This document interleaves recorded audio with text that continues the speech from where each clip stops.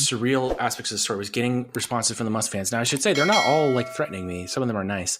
But there was a genus of response that I would get would be like, oh, this happened with my Tesla too. And it was kind of like cheerfully like, yeah, that happens to me too.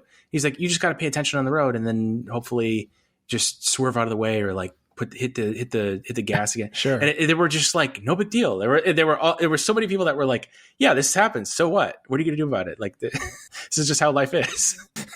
If that happened to any, like in any other car, if you were driving like a Prius, or if you're even driving just like, what's a car? I don't know. I'm not a car guy. Like whatever a new car is, a Hyundai Elantra, if they still make those. That's the kind of car I drive. A Hyundai Elantra, yeah. If Rob's that's my whip. Sensible Hyundai Elantra, just all of a sudden, like the e-brake just engaged, and you wouldn't be like, "Oh yeah, I love Hyundai. It happens all the time." Yeah. Like it's just so funny. Thank you, Hyundai. Dissonance. Yeah. I just don't get it, man. I don't get it. And because they also like try to fashion themselves as like really smart guys. Oh yeah, it's like the Rick and Morty effect. Like you have to have a really high IQ to have a Tesla. Yeah. Oh yeah, there it is. Yeah. It was weird. It was like they're talking about a friend and they just mentioned some, oh, he's eccentric, slams the brakes on sometimes. You know how it is. No big deal.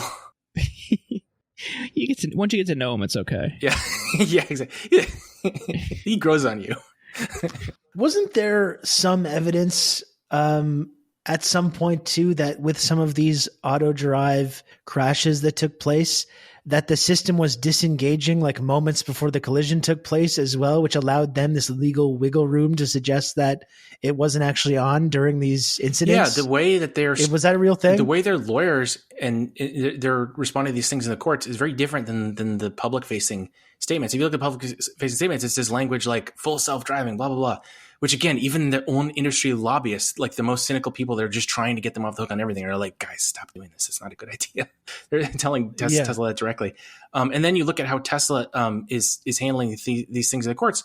And it's like, oh yeah, this was your fault. You can't actually rely on this thing. This is the equivalent of like cruise control. This is on you. And then it's like just this massive disjunct between the branding of the product, which by the way is like really expensive. I think that so the AI full self-driving, that's not something you just get. You have to pay like $20,000 for it or something really steep. But so yeah, it's sold that way, but then it's like in the courts, they're describing it in a very different fashion. Well, Ken, from one out of touch psychotic billionaire to many, we wanted to also get your thoughts on the World Economic Forum. They're meeting right now in Davos. We've seen a lot of really great footage like Kirsten Sinema and Joe Manchin high-fiving over their joint commitment to preserve the filibuster. We saw a picture of Sinema with Paul Ryan and Anthony Scaramucci.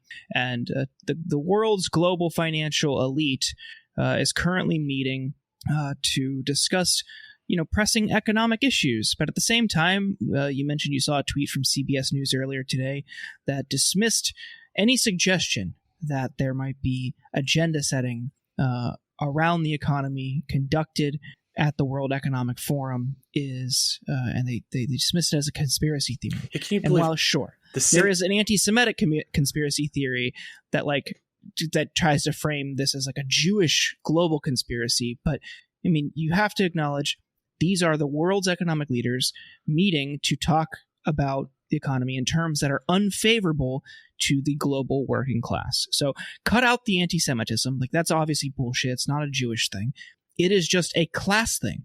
The wealthiest it's a capitalist thing, and most powerful elites in the world do this to preserve their own wealth. So what's happening in Davos right now? It's kind of an interesting thing. So it happens each year, takes place in the Swiss Alps in a resort, like a ski resort. It's like very Bond villain, where they just have like this like island of like guys that are apparently doing nothing, just catching up like we're doing now. You want to reach out, really passionate, keep in touch with your friend. Yeah. Well, this is the thing is like, how dare you suggest there's anything nefarious going on when all the world's most powerful and wealthy people are all meeting in this in secret volcano lair to discuss, just hanging out and playing board games. I don't know. They're not doing anything nefarious. It's like literally all the heads stop talking about this. It's like economic ministers, heads of the Fortune 400, heads of state.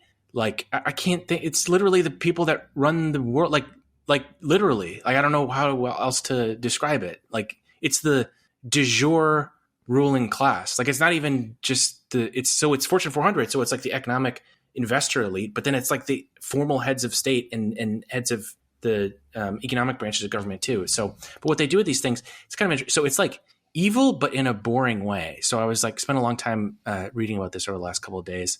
And what you come across, it's got a lot of the boilerplate language of, we need to be competitive in the global economy. So, for example, a few weeks ago, they said we need to disrupt retirement. And just this is one example of like dozens of these things. They said, they said retirement. People are living longer. Old people need to get back to work. People don't want to retire anymore. And if they do, they need, quote, the economic resiliency that a job gives them. So we need to disrupt the work system so that older people can go back to work and reskill, as they call it, learn new skills, get back into the workforce. Oh my God, that's workforce. Dark. Yeah. We're gonna disrupt retirement by having a monthly subscription cat food delivery system to all our seniors. What's wrong with that? I like that. Catly. It's called Catly. It's good. I don't know what you guys are laughing about. I love that idea. Yeah. And then it was kind of funny. Eat something. They had yeah.